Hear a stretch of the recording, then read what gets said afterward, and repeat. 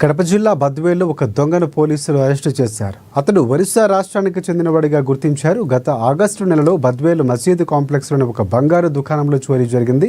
బద్వేలు పోలీసులు సీసీ కెమెరాల ఆధారంగా నిందితుడిని పట్టుకున్నారు.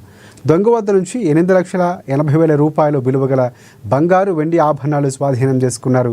ఈ కేసులో సంబంధం ఉన్న మరొక 3 నిందితులను త్వరలోనే అరెస్టు చేస్తామని డీఎస్పీ రాజేందర్ ప్రసాద్ తెలిపారు.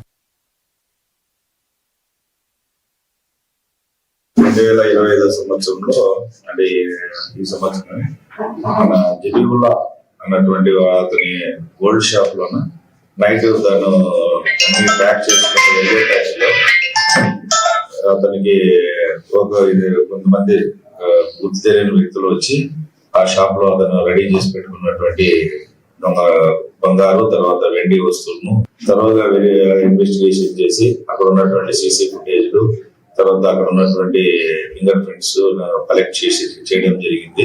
సీసీ ఫుటేజ్ లో వీళ్ళ ద్వారాను ముద్దాయిని ఐడెంటిఫై చేయడం జరిగింది. అందులో భాగంగానే ఈ రోజు రాబడినటువంటి ఖచ్చితమైనటువంటి సమాచారం ప్రకారం నెల్లూరు రోడ్ లో లింగప్ప సిఐ గారు, ఎస్ఐ